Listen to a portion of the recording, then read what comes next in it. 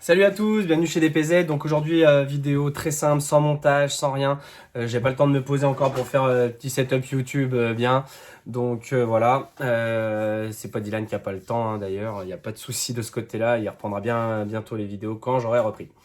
Là, on va parler d'Accuvance sur les mises à jour, la programmation, tout ça, parce que ça paraît toujours compliqué au premier abord. J'ai des gens qui me contactent, qui me disent qu'ils aiment bien Accuvance, mais ça leur paraît compliqué. Voilà, vu que c'est pour moi le meilleur électronique du marché, j'ai envie que tout le monde puisse en profiter. Et surtout avec les augmentations des tarifs de certains ESC, Accuvance commence à devenir presque abordable. Donc, la vidéo a pour but de vous montrer comment mettre à jour, vous expliquer pourquoi le S-Bus avec le Jarvis normal ne marchait pas depuis quelques mois. Le S-Bus, c'est ce qui permet d'avoir les réglages du variateur sur votre Futaba 4PM, Futaba 7PX, Futaba 10PX. Et 7PXR bien entendu. Et donc en fait avec le Jarvis normal, ça ne marchait pas. Enfin voilà, les nouveaux S-Bus qui arrivaient ne marchaient pas, mais ça marchait avec des anciens. Donc j'ai réussi à obtenir d'Accuvance l'ancien micro-logiciel du S-Bus. Et Pierre Tixier, que je remercie, a fait beaucoup de tests et ça marche à chaque fois du coup maintenant. Donc je vais vous montrer ça, on va pas faire durer plus longtemps. Alors, donc vous allez sur le site Drift Paradise, vous allez dans électronique, carte de programmation et vous allez trouver le kit mise à jour USB version 3 pour Windows parce que pour Mac ça ne marche pas. Si vous avez un Mac Intel sur Bootcamp avec un Windows, vous arriverez à le faire fonctionner. Si vous avez un Mac M1, j'ai encore pas essayé sur le mien. Normalement avec Parallels ça doit marcher, mais je ne sais pas. Donc ici j'ai tout listé. Les micro-logiciels. Donc là, en premier, on va télécharger le logiciel de mise à jour disponible ici. Donc vous cliquez dessus, ça télécharge. Là, moi, je l'ai déjà téléchargé, il est un peu plus gros, donc voilà, j'avais pas envie de faire de l'attente. Si vous voulez mettre votre Jarvis à jour pour accepter le S-Bus, parce que quand il est livré, le Jarvis, il n'accepte pas d'être lu par le S-Bus. Si vous avez un Jarvis normal, vous prenez cette version-là, c'est bien marqué. Moi, je vais prendre pour Jarvis XX, mais je l'ai déjà téléchargé juste avant, je gagne un peu de temps. Donc, une fois que vous avez fait ça, vous avez un Jarvis normal, vous allez télécharger le firmware pour le S-Bus spécial qu'on a réussi à avoir, donc vous cliquez dessus. Mais moi, j'ai un XX, donc micro-logiciel pour S-Bus compatible XX, vous cliquez là. Et là, pour la Tao 3, parce qu'il y a une mise à jour qui est sortie pour la Tao 3, parce qu'il y a eu un nouveau réglage sorti par Accuvance. Et ce réglage n'est accessible que par la Tao 3 actuellement. J'espère que dans les semaines et mois à venir, ils seront accessibles via le S-Bus.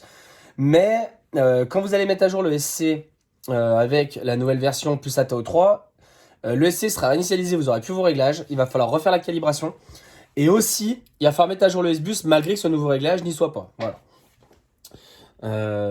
Donc j'ai déjà tout téléchargé. Là, ce qu'on va faire, on va faire un clic droit sur le bureau. On va prendre un dossier, on va l'appeler Accuvance. Comme ça, au moins, tout est bien rangé. On va dans ces téléchargements, on ouvre Jarvis XX ou Jarvis. Là, il y a un petit... Alors, je ne sais pas si vous allez voir. Là, là vous cliquez sur la deuxième ligne, il y a le firmware. Vous maintenez, vous glissez jusqu'au dossier Accuvance, vous lâchez. S-Bus version 2.1. Là, pareil, deuxième ligne, vous prenez, vous glissez dans votre dossier Accuvance. Tao 3, pareil, vous cliquez, vous maintenez, vous glissez. Voilà, donc là, c'est tout ce qu'on avait besoin de faire. Point de vue, point de vue téléchargement. C'est vraiment zéro. Il y a une manip à faire, par contre, sur le variateur. Alors, je vais vous montrer ça. Quand mon téléphone aura arrêté de vouloir se faire la malle. Donc vous branchez votre batterie. Et en fait, quand il arrive, il est programmé. Donc comme je vous disais, pour être programmé par LED. Il y a la petite notice là pour avoir chaque réglage. C'est vraiment bien fait, je vous montrerai. Donc vous allumez en appuyant 2 secondes votre variateur. Et là, vous voyez, il y a une LED bleue et une LED orange. Vous appuyez quelques secondes sur le bouton SET, S-E-T. Et là, il passe en rouge. Donc là, en fait, il va tout simplement accepter d'être lu par le S-Bus et accepter d'être mis à jour surtout. En fait, ça ouvre la porte de la communication. Vous prenez votre kit mise à jour, ici, vous le branchez à la prise USB. Ouais, c'est un peu catastrophique ce montage, mais tant pis. Vous prenez votre câble qui va du Jarvis au variateur. Vous le branchez, ce câble, entre les deux boutons. Le sens a une importance, mais en soi, si vous vous trompez, c'est pas grave. Moi, je me trompe tout le temps, de toute façon. Donc voilà, là, c'est branché. Hop là, pardon. Un petit aperçu du bureau. Voilà. Donc là, vous allez sélectionner dans la deuxième fenêtre, ici, ESC. Donc là, il y a une petite lumière verte s'allumer. La deuxième devrait s'allumer pour dire que le variateur communique. Ça veut dire que je me suis trompé de sens dans la prise qui relie le kit mise à jour au variateur. Donc vous inversez le sens. Et normalement, il est censé bien tourner au vert.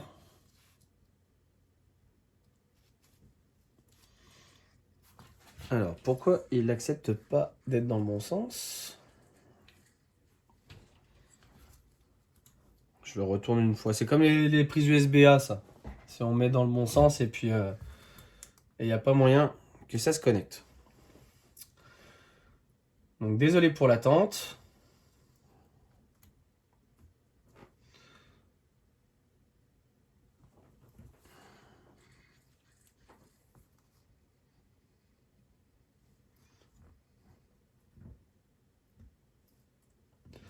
Voilà. Donc il y a un truc je sais pas pourquoi il a fallu que j'appuie sur le bouton allumer du variateur un bref instant. Je sais pas pourquoi. Donc voilà.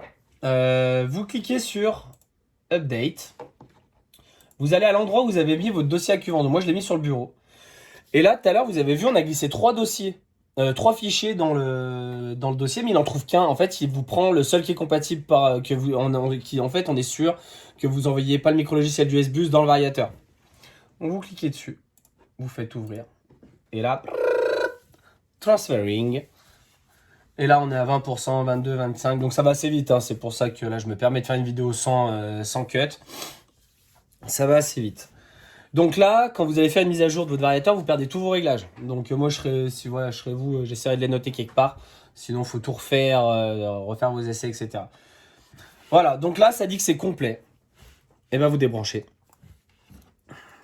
Voilà. Donc, maintenant... Alors, je vous ai dit que c'était simple, mais il y a quand même quelques manips à faire. Alors... Sinon, c'est pas drôle. Alors, attendez. Je me bats avec mon téléphone, ça doit vous mettre le tournis, à force que je fasse ça. Donc, maintenant, il faut calibrer le variateur. À savoir qu'il ne faut pas mettre sur votre radio la gâchette sur position reverse. Dans les menus, vous pouvez inverser le sens de rotation, en fait, le sens d'action de la gâchette et du volant. Ne mettez pas de reverse sur l'accélérateur, sinon ça ne marchera pas pour le S-Bus. Donc là, vous appuyez sur le bouton démarrer longtemps.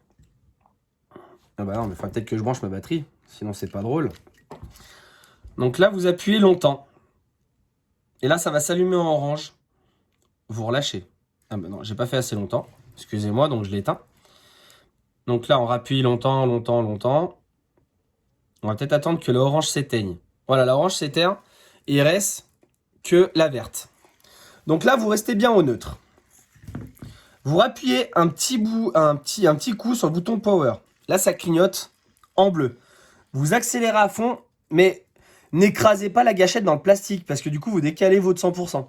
Donc vous appuyez à fond, mais voilà, assez léger. Donc, vous restez à fond. Vous cliquez un coup. Ça s'allume en rouge. Donc là, ça va être le neutre. Vous recliquez un petit coup sur le bouton Power. Vous mettez marche arrière à fond. Et voilà, c'est calibré. Donc ça, c'est vraiment important pour que ça communique avec le S-Bus. Maintenant, on va mettre à jour le S-Bus. Le S-Bus, il va vous falloir le petit adaptateur de mise à jour S-Bus, mais c'est marqué dans la description. Pour le S-Bus, il vous faudra ce câble et vous cliquez dessus. Donc en fait, ça permet de relier le kit mise à jour au S-Bus. Donc vous branchez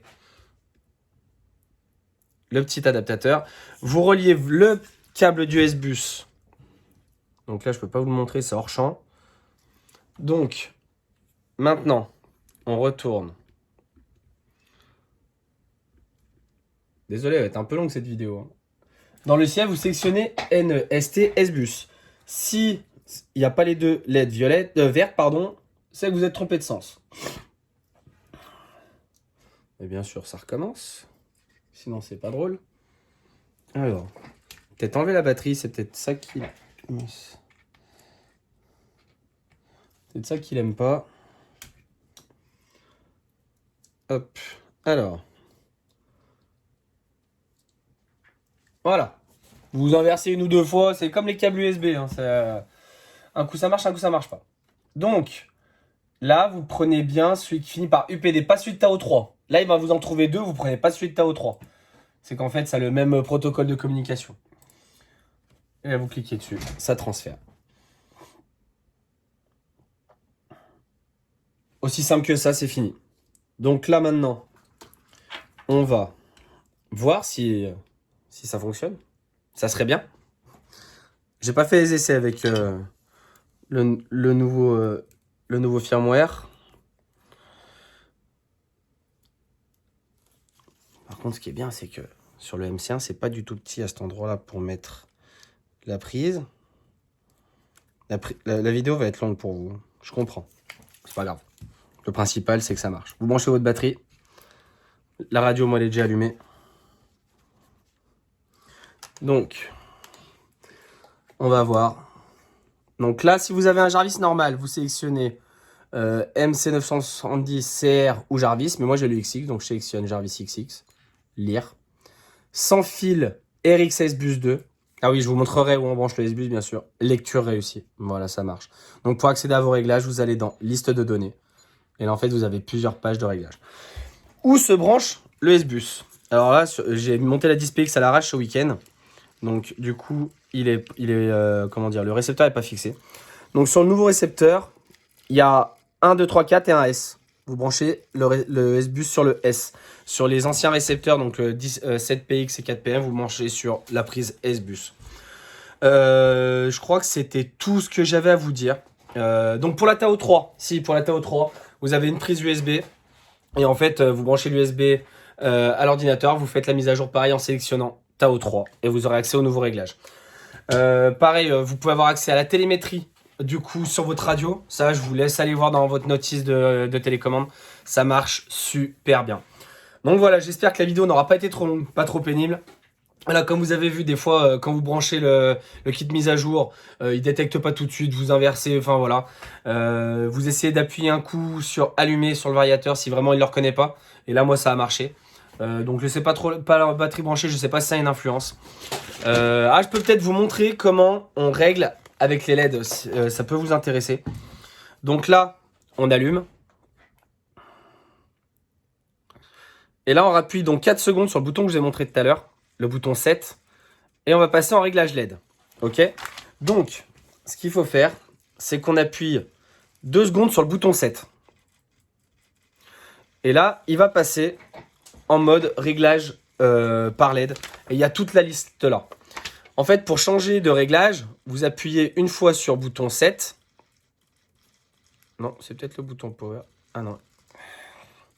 Excusez-moi.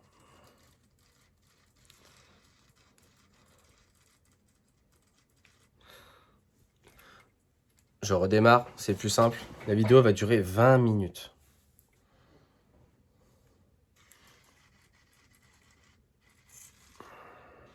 Vous appuyez 2 secondes sur le bouton 7. Et là, vous voyez, ça change de couleur.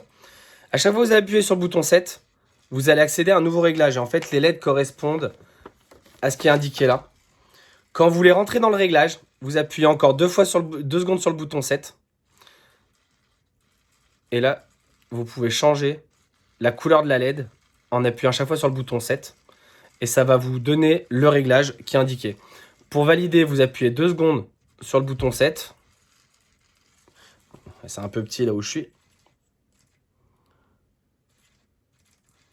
Voilà. Et pour valider pour tout sauvegarder, vous cliquez 4 fois rapidement sur le variateur. Et voilà, c'est réglé.